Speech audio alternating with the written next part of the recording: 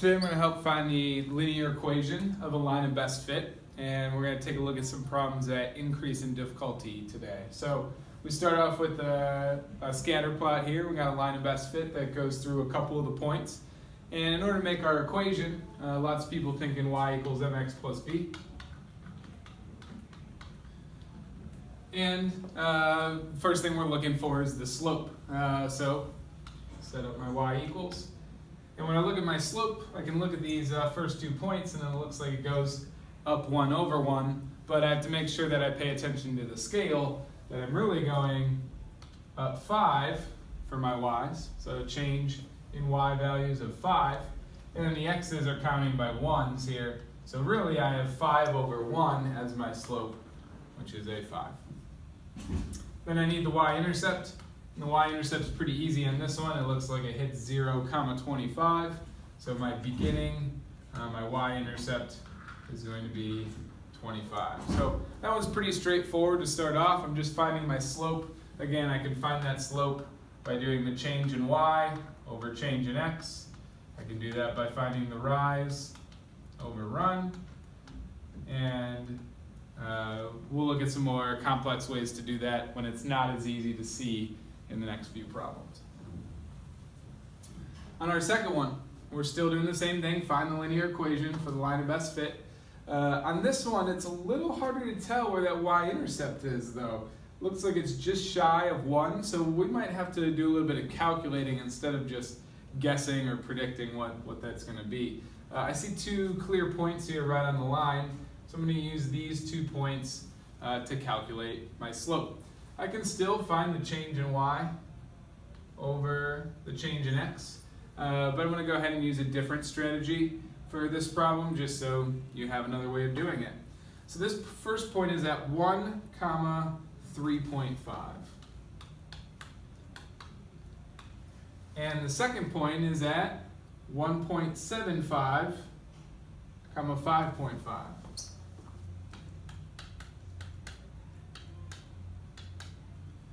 So again, I could go ahead and draw a slope triangle or find the rise and the run. I'm going to go ahead and use the change in y over change in x. And lots of people know a little formula subtracting the 2 y values over the 2 x values.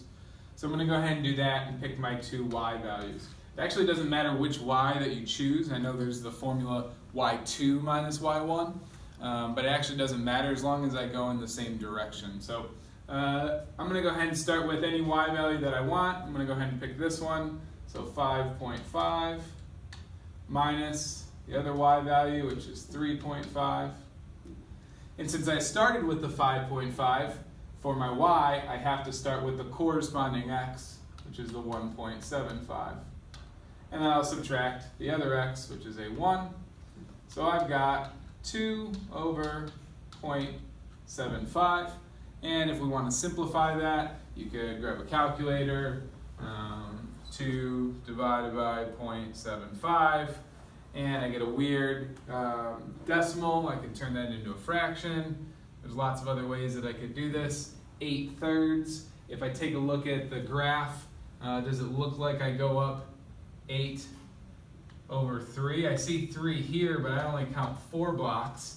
Again, that's because the scale is different. This one's counting by a quarter, another quarter, another quarter, another quarter. This one's counting by 0.5, 0.5, 0.5, 0.5. So I don't just want to count the blocks. So if you're someone who gets confused or it's hard to see the scale, go ahead and use your formula to figure that out. So again, we had a fraction of 8/3, which is going to be our slope, not 4/3. So watch and be careful if you're just counting the blocks.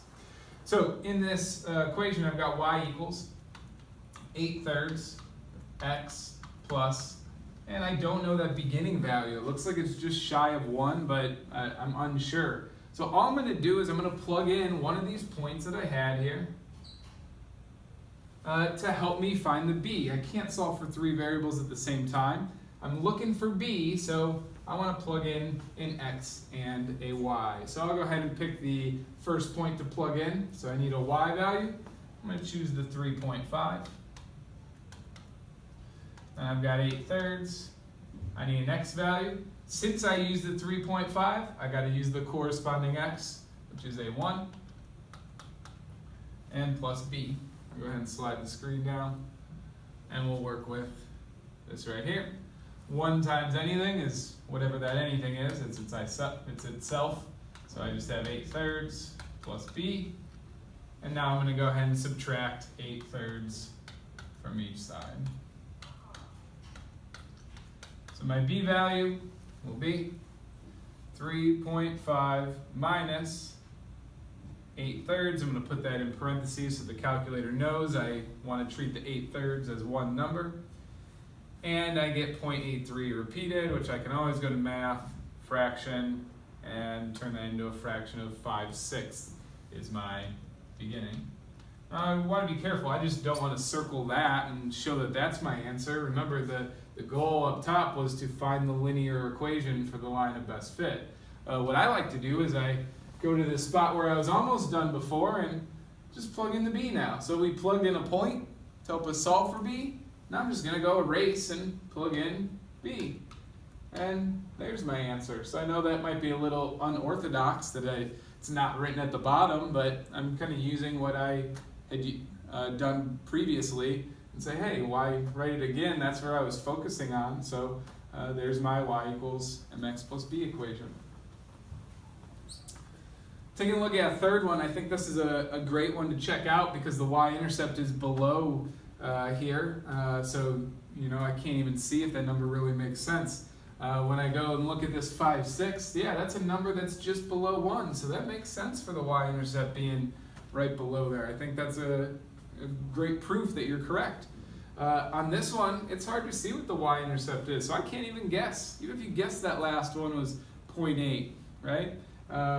Here we don't really have a good way to guess on this, so I'm going to have to use a couple of points. I'll go ahead and use that one right there, which looks like 3, 2500. And I need another point. Let's go with this one, looks like 11, 5000. And I'm going to do y minus y over x minus x. So change in y over the change in x. I'll prove that last thing I said, that I can do whatever the y's in whatever order I want. So I'm going to go y1 minus y2. So I'm going to take the first y, 2500, minus the second y over the first x minus the second x. So when I subtract the first two, I'm going to get negative 2500. And when I subtract these, I'm going to get negative 8. And you're like, oh, is he still correct? Are you allowed to do that? Well, the negative over the negative is going to cancel out and give me a positive, and the slope is positive. So 2500 divided by 8, 312.5. So y equals slope of 312.5 x plus, what's the beginning? We have no idea. We can't guess. It's really hard to predict. I mean, it's negative something. How do I do that? I simply pick a point and I plug it in. So I could use the smaller numbers. I could use a more even number or a nice whole number that's to the thousands instead of 2,500. It doesn't matter. Pick whichever one you like. I need a y value. I'll go ahead and use 2,500. I got the slope. All I'm doing is plug in the x, and we'll go ahead and solve for b. All right, so I'll go ahead and extend the page again. I'm going to grab the calculator for 312.5 times 3, 937.5.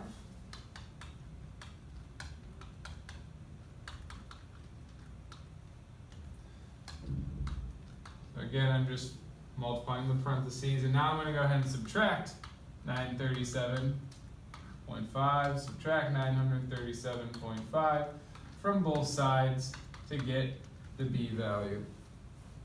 The b value is 2,500 minus 937.5. My b value is that 1,562.5. Again, that is not your final answer. We are trying to find the equation of the line of best fit. I like just erasing that b, even if I just have pencil.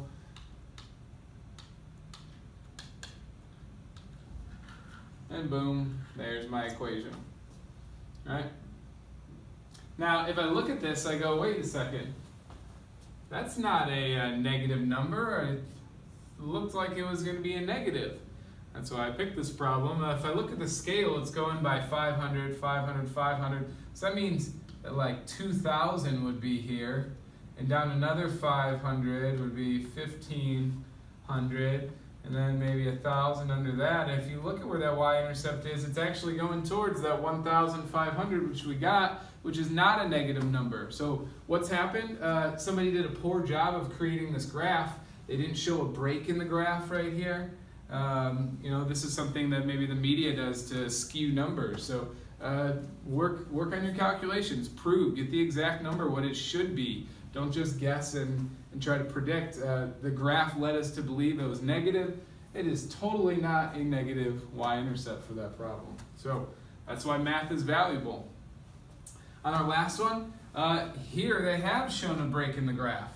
So is the y-intercept about 50,000 or just shy 40,000? No way, they've skipped 35 years. So imagine this graph was 35 spots over to the right.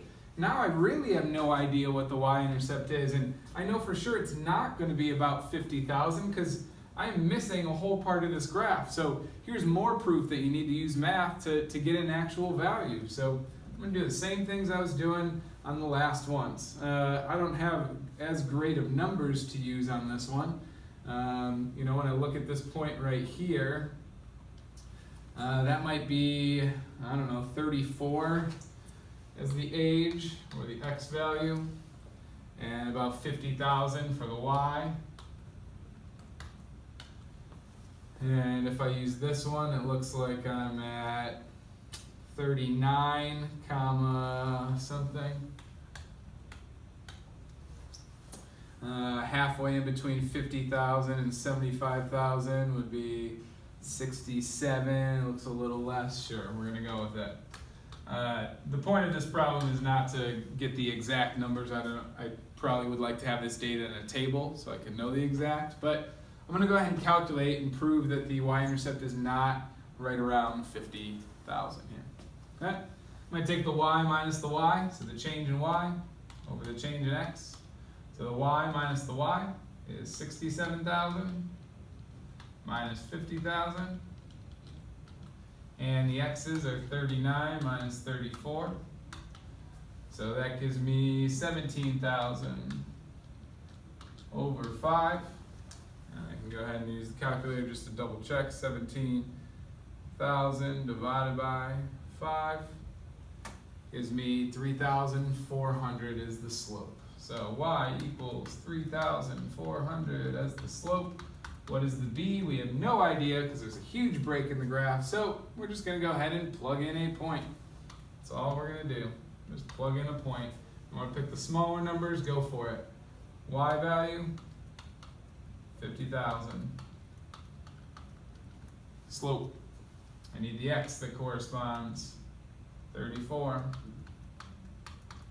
And we'll solve for the b. So I need 34 times 3,400. And I get that huge number, 115,600.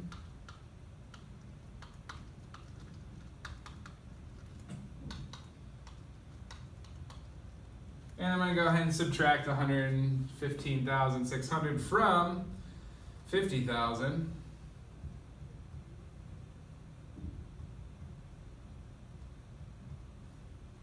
And I can see a y-intercept of a pretty negative number, which we don't even see in this graph. So there's proof that we got to do the math to prove and see what the actual values were. So negative 65,600 is what I can fill into here.